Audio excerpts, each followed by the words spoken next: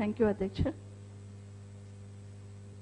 తెలంగాణ రాష్ట్రం ఏర్పడిన తర్వాత మొట్టమొదటిసారి అసెంబ్లీలో మాట్లాడే అవకాశం కల్పించిన మీకు, గౌరవ స్పీకర్ గారికి, అదేవిధంగా పార్టీ అధిష్టానానికి, నా నియోజకవర్గ ప్రజలకి ధన్యవాదాలు చెప్తూ, తెలంగాణ రాష్ట్రం ఏర్పడాలని, తెలంగాణ ప్రజలు పడుతున్న ఇబ్బందుల్ని, తెలంగాణ ప్రాంతం అభివృద్ధి కోసం గతంలో మా వారు ఇందిరారెడ్డి గారు ఉన్నప్పుడు కూడా తపన పడేవాడు అధ్యక్ష. అలాంటి తెలంగాణ రాష్ట్రం ఏర్పడిన తర్వాత ఈ అసెంబ్లీలో మాట్లాడడం వ్యక్తిగతంగా చాలా సంతోషంగా ఉందని తెలియజేసుకుంటూ, అధ్యక్ష, రైతు దేశానికి వెన్నెముక అయితే ప్రభుత్వాలు రైతుకు వెన్నెముక కావాలి అధ్యక్ష. రైతుకు సాగునీరు, గిట్టుబాటు ధర అందిస్తే రైతులు నిజంగా సంతోషంగా ఉండగలుగుతారు అధ్యక్ష. రైతు అనేవాడికి, వ్యవసాయానికి ఏ ప్రభుత్వం వచ్చినా ఆసరా ఇచ్చే ప్రయత్నం చేయాలి, ఆదుకునే ప్రయత్నం చేయాలి అధ్యక్ష. గతంలో కూడా 2004లో కాంగ్రెస్ ప్రభుత్వం ఉన్నప్పుడు కూడా ఉచిత విద్యుత్ ఇస్తామంటే ఆ రోజు హేళన చేసిన సందర్భాలు చూసాం అధ్యక్ష. కానీ ఆ రోజు ఇచ్చి చూపించిన సందర్భం, ఆ రోజు 7 గంటల ఉచిత విద్యుత్ ఇచ్చిన ఆ మూలమే ఈరోజు 24 గంటల ఉచిత విద్యుత్ ఇవ్వడానికి బీజం పడిందనేది మాత్రం మర్చిపోద్దని గుర్తు చేస్తున్నాను అధ్యక్ష. దాంతోపాటు రైతుకి అప్పుల బారి నుండి బయటపడేయాలంటే రైతు చేసిన అప్పులను రుణమాఫీ చేయాలనేది ఆ రోజు యూపీఏ ప్రభుత్వం తీసుకున్న నిర్ణయంలో భాగంగా ఆ రోజు రుణమాఫీ చేయడం. అదే ఈరోజు ఏ ప్రభుత్వాలు వచ్చినా కూడా రైతుకున్న ఈ భారాన్ని తగ్గించాలనే ప్రయత్నం చేస్తుందనేది ఒకసారి గమనించాలని కోరుతూ, రైతులకి ఎంత సాయం అందించినా తక్కువే అధ్యక్ష. రైతుతో పాటు రైతు కూలీలను కూడా ఆలోచించాలి అధ్యక్ష. అదేవిధంగా రైతు కూలీలను ఆదుకోవడానికి ఆ రోజున యూపీఏ ప్రభుత్వం ఉపాధి హామీ పథకం ఏదైతే ప్రవేశపెట్టారో అధ్యక్ష, ఇప్పటికీ కూడా కొన్ని లక్షల కుటుంబాలకు అది ఆసరగా ఉందని మాత్రం గుర్తు చేస్తున్నాను అధ్యక్ష. ఈరోజు రైతు బంధు పథకం కింద ఎకరాకి 5,000 నుండి 10,000 వరకు ఇస్తామని ప్రభుత్వం నిన్న బడ్జెట్లో ప్రస్తావించారు అధ్యక్ష. దీంట్లో ఒక చిన్న క్లారిటీ ఇవ్వాలని ప్రభుత్వాన్ని మీ ద్వారా కోరుతున్నాను అధ్యక్ష. కేంద్ర ప్రభుత్వం ప్రకటించిన కిసాన్ సమ్మాన్ యోజన కింద వచ్చే నిధులు దీనికి అదనంగా ఇస్తారా, లేకపోతే రాష్ట్ర ప్రభుత్వం కేంద్ర ప్రభుత్వం కలిపి 10,000 అనేది ఒక క్లారిటీ ఇవ్వాలని కోరుతా ఉన్నాను అధ్యక్ష. ఈ రైతు బంధుకు సంబంధించి అధ్యక్ష, కొంతమంది రైతులకి రైతు బంధు వేస్తున్నట్టు మెసేజ్లు వచ్చాయి కానీ వాళ్ళకి బ్యాంకులలో డబ్బులు జమ కాలేదు అధ్యక్ష. ఉదాహరణకు రంగారెడ్డి జిల్లాలో 99,000 మంది ఇప్పటికీ బ్యాంకుల చుట్టూ తిరుగుతున్నారు అధ్యక్ష.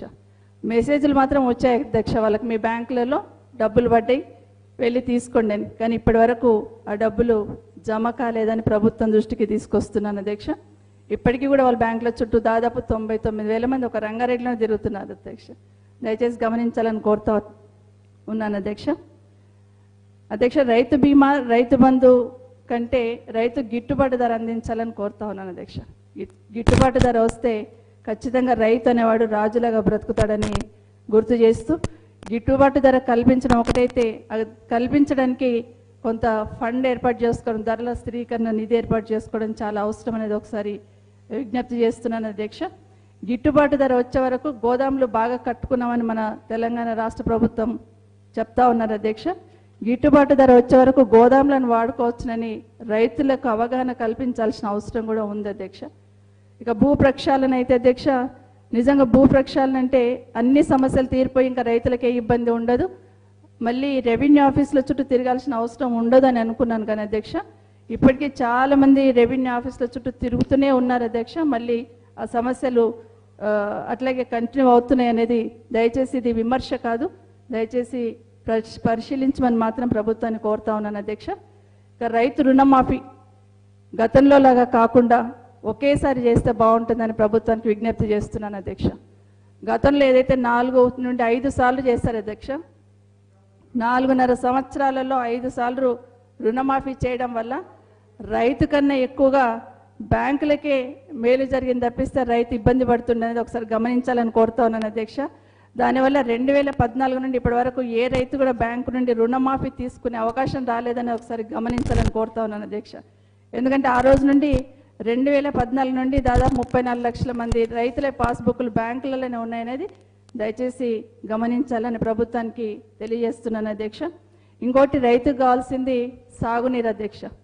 సాగునీరు అందిస్తే రైతులు భూములలో బంగారం పండిస్తారు అధ్యక్ష. దాన్ని మనం కాదనిలేని నగ్న సత్యం. ఈరోజు నీటిపారుదల విషయానికి వచ్చేసరికి అధ్యక్ష, తెలంగాణ రాష్ట్రంలో ఎక్కడ చూసినా ఒకే ఒకటి వినిపిస్తూ ఉంటుంది అధ్యక్ష, కాళేశ్వరం. తప్పకుండా అభినందిస్తాం అధ్యక్ష. కానీ కాళేశ్వరం కన్నా ముందు కట్టిన ప్రాజెక్టులను కూడా ఒకసారి గుర్తు చేసుకోవాలి అధ్యక్ష. నాగార్జున సాగర్ కావచ్చు, శ్రీశైలం కావచ్చు, శ్రీపాద ఎల్లంపల్లి కావచ్చు, ఎస్ఆర్ఎస్పి కావచ్చు, ఇవన్నీ కూడా అధ్యక్ష. ఇలా ద్వారా ఇప్పటికీ కూడా రాష్ట్రంలో నీటిపారుదల రంగంతో రైతులకు నీరు అందిస్తున్నామంటే ఖచ్చితంగా గుర్తు చేయాల్సిన అవసరం అధ్యక్ష. ఏ కాళేశ్వరం గురించి అయితే ఈరోజు మాట్లాడుతున్నామో ఇప్పటివరకు మనం ఒక ఎకరా కూడా దాని నుండి అందించలేదని ఒకసారి గమనించాలని కోరుతా ఉన్నాను అధ్యక్ష. ఇంకొకటి కూడా గుర్తుపెట్టుకోవాలి అధ్యక్ష, సమైక్య రాష్ట్రంలో జారీ చేసిన అధికారిక ఉత్తర్వుల్లోని తెలంగాణ రాష్ట్రానికి కృష్ణా గోదావరి జలాల్లో 1350 టీఎంసీల నీటి వాటా ఉందని పేర్కొన్నారని నిన్న బడ్జెట్లో మెన్షన్ చేశారు అధ్యక్ష. ఆ 1350 నీటి వాటా మనకు ఉందని చెప్పాం కాబట్టి ఈరోజు వాటిని గట్టిగా హక్కుగా వాడుకోవడానికి అవకాశం ఏర్పడుతుందని మాత్రం అంగీకరించాల్సిన విషయం అని మీకు మనవి చేస్తున్నాను అధ్యక్ష. ఒక్క నిమిషం అధ్యక్ష. తెలంగాణ ప్రభుత్వం కాళేశ్వరం ప్రాజెక్టుపై పెట్టినంత శ్రద్ధ పాలమూరు రంగారెడ్డి మీద పెట్టలేదామని ఒకటి నాకు కొంత బాధగా ఉంది అధ్యక్ష. దయచేసి దాని గురించి ఆలోచించాలని ముఖ్యమంత్రి గారిని కోరుతా ఉన్నాం అధ్యక్ష. నిజంగానే 2 ప్రాజెక్టులు పెద్దవి మనం తీసుకుంటున్నా, జాతీయ హోదా గురించి అంత గట్టిగా ఫైట్ చేయలేదో అనే ఆలోచన ఖచ్చితంగా వస్తుందని మాత్రం ఒకసారి మనవి చేస్తూ, ముఖ్యంగా రంగారెడ్డి జిల్లా గురించి ప్రత్యేకంగా ఆలోచించాలని గౌరవ ముఖ్యమంత్రి గారికి విన్నవిస్తున్నాను అధ్యక్ష. ఎందుకంటే కాళేశ్వరం నుండి రంగారెడ్డి జిల్లాను తీసేసినప్పుడు పాలమూరు రంగారెడ్డిలో ఇంక్లూడ్ చేస్తామని చెప్పారు. అది ఇప్పటివరకు మొదలు పెట్టలేదు అధ్యక్ష. దాంతోపాటు ముఖ్యంగా ఇబ్రాహీంపట్నం మహేశ్వరం నియోజకవర్గం సంబంధించి గౌరవ ముఖ్యమంత్రి గారు గతంలో ఒకసారి ఇబ్రాహీంపట్నం నియోజకవర్గానికి వచ్చినప్పుడు దిండి ప్రాజెక్ట్ ద్వారా ఈ 2 నియోజకవర్గాలకు నీరు అందిస్తామని చాలా గట్టిగా హామీ ఇచ్చొచ్చారు అధ్యక్ష. మరొకసారి మీరు ఇచ్చిన హామీని గౌరవ ముఖ్యమంత్రి గారికి గుర్తు చేస్తూ ఆ దిండి ద్వారా ఇబ్రాహీంపట్నం మహేశ్వరం కల్వకుర్తికి సాగునీరు అందించడానికి ఈ బడ్జెట్లో ప్రస్తావన లేదు కాబట్టి ఒకసారి గౌరవ ముఖ్యమంత్రి గారికి దీన్ని గుర్తు చేస్తున్నాను అధ్యక్ష మీ ద్వారా. దీంతోపాటు మిషన్ కాకతీయకు సంబంధించిన చెరువుల గురించి మాట్లాడే అధ్యక్ష. చెరువుల పునరుద్ధరణ ఎంత ముఖ్యమో ఆ చెరువులు నింపే కార్యక్రమం కూడా తప్పకుండా ఆలోచించాలి అధ్యక్ష. ఎందుకంటే గతంలో ఇబ్రాహీంపట్నంలో గౌరవ ముఖ్యమంత్రి గారు ఒకసారి మాట్లాడుతూ ఇబ్రాహీంపట్నం చాలా పెద్ద చెరువు, దాన్ని నింపడం ఖచ్చితంగా నింపుతామని హామీ ఇచ్చారు అధ్యక్ష. అలాంటి ఎన్నో చెరువులు ఈరోజు అలా ఖాళీగా ఉన్నాయి కాబట్టి వాటిని నింపితే సిటీ చుట్టుపక్కల వ్యవసాయానికి వాడుకోకపోయినా భూగర్భ జలాలు ఎదగడానికి అవకాశం ఉంటుందని పరిశీలించాలని ప్రభుత్వాన్ని కోరుతా ఉన్నాను అధ్యక్ష. దీంతోపాటు విశ్వనగరంగా హైదరాబాద్ను చూడాలని అనుకుంటున్నాం అధ్యక్ష. అందరము హైదరాబాద్లో ఉన్న చెరువుల పరిస్థితి ప్రత్యేకంగా ఉంటుంది అధ్యక్ష. హెచ్ఎండిఏ పరిధిలో ఉన్న చెరువులన్నీ కూడా చుట్టుపక్కల కాలనీస్ అన్ని డ్రైనేజ్ సిస్టమ్ అంతా తీసుకొచ్చి ఆ చెరువులలో వేయడం వల్ల ఓపెన్ సెప్టిక్ ట్యాంకుల్లా మారిపోయినాయి అధ్యక్ష. వాటి మీద ప్రత్యేకమైన దృష్టి పెట్టాలి, వాటికి ప్రత్యేకమైన ప్రణాళిక అవసరమని మాత్రం గౌరవ ముఖ్యమంత్రి గారి దృష్టికి తీసుకొస్తున్నాను అధ్యక్ష. దీంతోపాటు డబల్ బెడ్రూమ్ ఇళ్ల గురించి ఒక్కసారి ప్రస్తావించాలి అధ్యక్ష. తెలంగాణ రాష్ట్రం ఏర్పడ్డప్పటి నుండి ఎంతోమంది డబల్ బెడ్రూమ్ ఇళ్ల గురించి ఎదురు చూస్తూ ఉన్నారు అధ్యక్ష. ప్రభుత్వం వచ్చిన కొత్తలో కుటుంబ సమగ్ర సర్వే చేసినప్పుడు కూడా ఇల్లు లేని వాళ్ళు దాదాపుగా 22 లక్షల మంది ఉన్నారనేది ప్రభుత్వం దగ్గర ఉన్న నివేదిక అధ్యక్ష. కానీ నిన్న బడ్జెట్ మీటింగ్లో నిన్న మెన్షన్ చేసినప్పుడు 2,75,000 గత 4 సంవత్సరాల నుండి కడుతూనే ఉన్నాం అధ్యక్ష. ఈ 4 సంవత్సరాల నుండి కడుతున్నవే ఈ రోజు కూడా మెన్షన్ చేయడం జరిగిందని ఒకసారి గుర్తు చేస్తూ, కానీ ఈ డబుల్ బెడ్రూమ్ ఇళ్ళకు అర్హత ఏంటనేది ఒక క్లారిటీ ఇవ్వకపోవడం వల్ల అధ్యక్ష ఎంతోమంది అప్లికేషన్లు పెట్టుకొని ఎదురు చూస్తూ ఉన్నారు అధ్యక్ష. ఉదాహరణకి గతంలో GHM సెలక్షన్స్ జరిగిన తర్వాత రంగారెడ్డి జిల్లాలో ఉన్న 50 డివిజన్లకు సంబంధించిన వాళ్ళందరూ కూడా కలెక్టరేట్ దగ్గర అప్లికేషన్ పెట్టుకుంటే అధ్యక్ష 3,50,000 మంది డబల్ బెడ్రూమ్ ఇళ్ల కోసం అప్లికేషన్లు ఓన్లీ 50 డివిజన్ల వాళ్ళు పెట్టుకున్నారు అధ్యక్ష. మళ్ళీ ఇప్పుడు ఎలక్షన్స్ అయిపోయిన తర్వాత మీ సేవా కేంద్రాలలో కూడా మళ్ళీ అలాంటి అప్లికేషన్లే పెట్టుకుంటా ఉన్నారు అధ్యక్ష. కాబట్టి ఇప్పటికైనా క్లారిటీ అర్హత గురించి ఒక క్లారిటీ ఇస్తే బాగుంటుంది. నిజంగా అర్హత ఉన్న వాళ్ళు దళారుల బారిన పడకుండా ఉంటారని మాత్రం గుర్తు చేస్తా ఉన్నాను అధ్యక్ష. సొంత స్థలం ఉంటే ఇల్లు కట్టుకునే వారికి ఆర్థిక సాయం ఇస్తామంటున్నారు అధ్యక్ష. అది ఎప్పటి నుండి ఇస్తారనేది ఒకటి క్లారిటీ ఇవ్వాలి. గ్రామాలలో స్థలాలు లేని వాళ్ళకు కూడా స్థలాలు ఇస్తే బాగుంటుంది అనేది ప్రభుత్వానికి ఒక మనవి అధ్యక్ష. ఎందుకంటే చిన్న చిన్న ఇండ్లు ఉంటాయి, కుటుంబాలు పెరిగి ఉంటాయి కాబట్టి అది ఇస్తే బాగుంటుంది. దీంతోపాటు గతంలో గౌరవ ముఖ్యమంత్రి గారు ఒక హామీ ఇచ్చారు అధ్యక్ష, అసెంబ్లీ సాక్షిగాని. హైదరాబాద్ చుట్టుపక్కల జేఎన్యూఆర్ఎం రాజీవ్ గురకల్పై ఇండ్లు కట్టున్నాం అధ్యక్ష. దాదాపుగా 80,000 ఇండ్లలో 50,000 అలాట్ చేసాం, 30,000 ఇంకా చాలా ఖాళీలు ఉన్నాయి అధ్యక్ష. వాటిని అర్హత గల వాళ్ళకి ఇవ్వాలైతే ఒకటి. ఈ జేఎన్యూఆర్ఎం రాజీవ్ గురకల్పకు సంబంధించిన బ్యాంకు బకాయిలన్నీ కూడా మాఫీ చేస్తామని ఇదే అసెంబ్లీ ఫ్లోర్ సాక్షిగా గౌరవ ముఖ్యమంత్రి గారు హామీ ఇచ్చారు అధ్యక్ష. ఆ రోజు చాలా సంతోషపడ్డారు అధ్యక్ష ఈ ఇళ్లలో ఉన్న వాళ్ళందరూ. కానీ ఇప్పుడు బ్యాంకు వాళ్ళందరూ చాలా జబర్దస్త్గా బ్యాంకు లోన్ కట్టాలని చాలా వాళ్ళని వేధిస్తున్నారు అధ్యక్ష. ఇప్పుడు కొంతమంది కట్టారు, ఇంకా కొంతమంది కడుతూ ఉన్నారు అధ్యక్ష. సార్ మళ్ళీ చెప్తారా దయచేసి? ఇప్పుడు మీరు చెప్పింది ఇళ్ళ రుణమాఫీ విషయంలో మీరు చెప్తున్నారు కదా, ఒకసారి మళ్ళీ రిపీట్ చేయండి. హైదరాబాద్ చుట్టుపక్కల జేఎన్యూఆర్ఎం రాజీవ్ గురకల్ప హౌసెస్ కట్టాం అధ్యక్ష. 80,000 ఇండ్లు కడితే 50,000 గతంలో అలాట్ చేస్తాం అధ్యక్ష. ఇంకొక 30,000 ఇండ్లుంటే కొంతమందికి అలాట్ చేస్తారు, ఇంకా కొన్ని ఖాళీలు ఉన్నాయి అధ్యక్ష. అట్లాగే వాటిని కూడా తీసుకొస్తే చాలా మందికి ఇవ్వడానికి అవకాశం ఏర్పడుతుంది. ఒకటైతే అధ్యక్ష, ఇదే ఫ్లోర్ నుండి మీరు ఒక హామీ ఇచ్చారు, గౌరవ ముఖ్యమంత్రి గారు ఒక హామీ ఇచ్చారు అధ్యక్ష. అంటే ఈ జేఎన్యూఆర్ఎం హౌసెస్లలో రాజీవ్ గురకల్పలో ఉన్న వాళ్ళకి బ్యాంకులకు కట్టాల్సిన బాకీ ఏదైతే ఉందో మాఫీ చేస్తున్నామనే హామీని ఇక్కడి నుండి మీరు ఇచ్చారు అధ్యక్ష. దయచేసి పరిశీలించమని కోరుతా ఉన్నాను.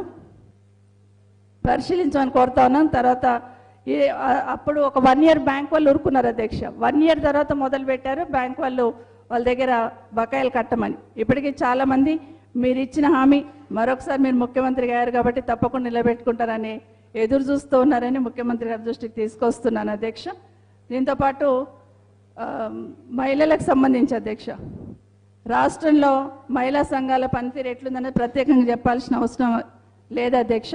కానీ మహిళా సంఘాలకు ఇవ్వాల్సిన వడ్డీ ఏదైతే ఉందో దాన్ని రిలీజ్ చేయాలని ప్రభుత్వాన్ని కోరుతా ఉన్నాను అధ్యక్ష. దాంతోపాటు ముఖ్యంగా రంగారెడ్డి జిల్లాలో మహిళా సంఘాలు ఒక 13 మహిళా బ్యాంకులు రన్ చేస్తున్నాయి. 15 సంవత్సరాల నుండి చాలా పర్ఫెక్ట్గా పద్ధతిగా రన్ చేస్తూ ఉన్నారు అధ్యక్ష.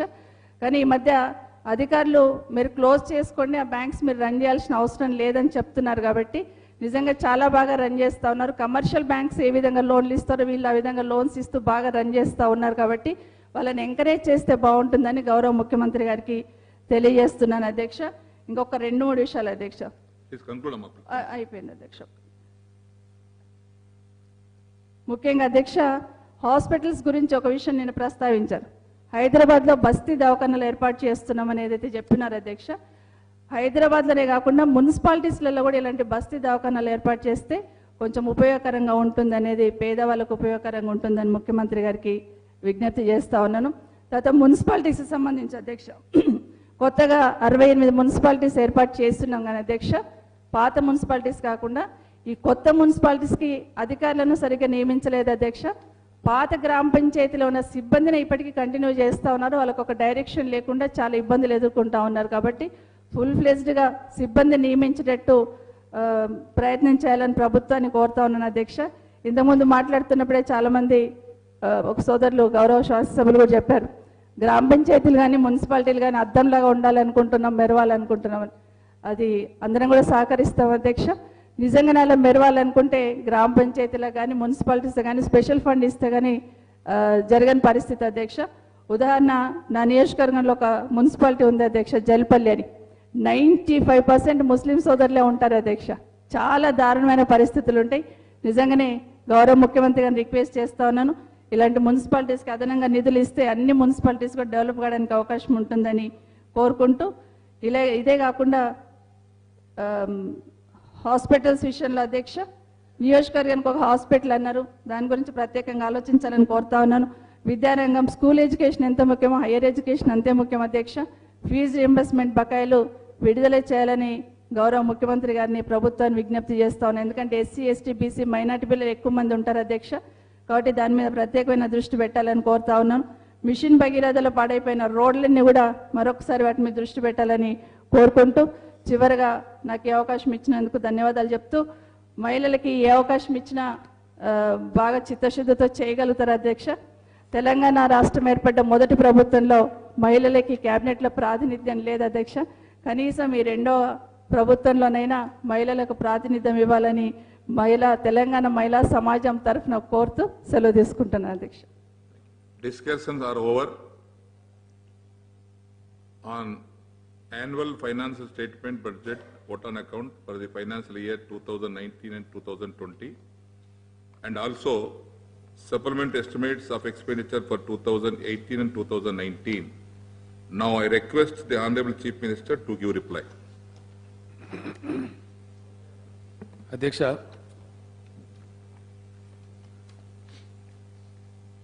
ఓట్ ఆన్ అకౌంట్ బడ్జెట్ మీద చర్చలో గౌరవ సభ్యులు శ్రీ శ్రీధర్ బాబు గారు, శ్రీ పువ్వాడ అజయ్ గారు, శ్రీ మౌజం ఖాన్ గారు, శ్రీ సండ్ర వెంకట వీరయ్య గారు, శ్రీ రాజా సింగ్ గారు, శ్రీమతి సబితా ఇంద్రారెడ్డి గారు పాల్గొని మంచి సలహాలు ఇచ్చారు అధ్యక్ష. ఇంకా బాగా సలహాలు వస్తాయని ఆశించినా అంత గొప్పగా రాలేదు. కొన్ని విమర్శలు కూడా చేసినారు. ఏం చేసినా చర్చలో పాల్గొని ఇవన్నీ సూచనలు ఇచ్చినందుకు వారికి అందరికీ ధన్యవాదాలు తెలియజేస్తా ఉన్నాను అధ్యక్ష. అధ్యక్ష, ఇక్కడ ఒక విషయాన్ని చెప్పవలసిన అక్కర ఉంది డెఫినెట్గా. శ్రీధర్ బాబు గారు వారి ప్రసంగంలో చేసినటువంటి అంశాలు ఏవైతే ఉన్నాయో గత 4 సంవత్సరాల నుంచి ఇక్కడ ఏ ఆర్గ్యుమెంట్ జరిగింది అధ్యక్ష, 4.5 సంవత్సరాలు. దాని తర్వాతనే ఎన్నికలకు పోయినాం. ప్రజలు తీర్పు చెప్పినారు. మళ్ళీ అవే పాత చింతకాయ పచ్చడి మాట్లాడుతూ వేరే మాట్లాడితే బాగుండేది. సబిత గారు మాట్లాడుతూ మంచి సూచనలు ఇచ్చినారు అధ్యక్ష, వారికి చాలా ధన్యవాదాలు. చాలా కన్స్ట్రక్టివ్ సలహాలు చాలా ఇచ్చారు వారు. డెఫినెట్గా వాటన్నిటిని చేయాల్సినటువంటి అవసరం ఉంది. ఇంకోటి కూడా చెప్పాల్సిన అవసరం ఉంటుంది అధ్యక్ష. చెప్పడం బాగానే అనిపిస్తుంది, మంచిగా అనిపించదు, కానీ చెప్పవలసి వస్తుంది, తప్పదు. కాబట్టి అలా ఎంఫాటిక్గా వారు చెప్తా ఉండ్రి. ఒక ఓట్ ఆన్ అకౌంట్ 6 నెలలకు ఎందుకు 3 నెలలకు ఎందుకు అవి ఇష్యూ కాదు అధ్యక్ష. అసలు అది నాన్ ఇష్యూ. బడ్జెట్ యొక్క గుణాత్మకత చూడాలి తప్ప గణాత్మకత కాదు అధ్యక్ష. గణాత్మకాలు ఉండేవి. ఇంకో గణాత్మక విషయంలో కూడా వారు పప్పుల కాలేశారు అధ్యక్ష. 23,000 కోట్ల రూపాయలు మీరు ఎట్లా పెడుతున్నారు అంటే 18-19 బడ్జెట్కు సంబంధించినటువంటి టోటల్ ఫిగర్లో చేంజ్ కాదు అధ్యక్ష. 2018-19 ఏదైతే ఉందో it's not making any change to the total figure of the budget of 18-19. With in this frame work ఉండేటువంటి లిమిట్స్ మారుతాయి అధ్యక్ష. అది ఎవ్రీ ఇయర్ ఏ పార్టీ ఉన్నా, ఏ ప్రభుత్వం ఉన్నా, ఎవరున్నా, కేంద్రంలో కానీ రాష్ట్రంలో కానీ అత్యంత సహజంగా జరిగేటువంటి బడ్జెట్ ప్రక్రియ. ప్రతిదానికి కూడా ఆ మార్పు చేర్పులకు కూడా ఆ వాడకాలకు కూడా శాసనసభ అనుమతి కంపల్సరీ. కాబట్టి అది రాజ్యాంగ విధి. కాబట్టి సప్లిమెంటరీ ఎస్టిమేట్స్ అని చెప్పి ఎవ్రీ బడ్జెట్తో వస్తుంది అధ్యక్ష. శ్రీధర్ బాబు గారు మినిస్టర్ ఉన్నప్పుడు కూడా సప్లిమెంటరీ ఎస్టిమేట్ సబ్మిట్ చేశారు, ఇక్కడ చేస్తారు అనవాయితీ. అదే జరిగింది తప్ప దాన్ని ఏం తప్పులేదు. మీరు 23,000 కోట్ల రూపాయలు అదనం కాదు అధ్యక్ష, ఉన్నదానిలో రబ్బేది. అది కూడా అదనం కాదు. తర్వాత లాస్ట్ అడగండి, అదనం కాదు అది. ఇది మళ్ళీ దాని క్లారిఫికేషన్ కూడా అవసరం లేదు. ఇంకింత చర్యవద్దు, నేను అడ్వైజ్ చేస్తా ఉన్నా మెంబర్ గారికి. ఇట్లాంటి విషయాలు, టెక్నికల్ విషయాలు అధ్యక్ష చూసి కొద్దిగా జాగ్రత్తగా మాట్లాడితే మన సభ గౌరవం ఇన్మడిస్తుంది, సభ్యులకు కూడా మంచిది అధ్యక్ష. అధ్యక్ష, ఇంకా కొన్ని విషయాలు కూడా వారు హౌస్ను మిస్లీడ్ చేసినారు, బాధాకరం. నేను చెప్తుంటే కూడా FRBM లిమిట్ దాటినారని ఎక్కడ దాటలేదు అధ్యక్ష. The greatness, the credibility, the prudence of Telangana government is we have neither increased FRBM limit nor we have defaulted in the debt service. అదే ఇలా మాకున్న గౌరవం. మన తెలంగాణ భాషలో చెప్పానంటే అధ్యక్ష, పచారా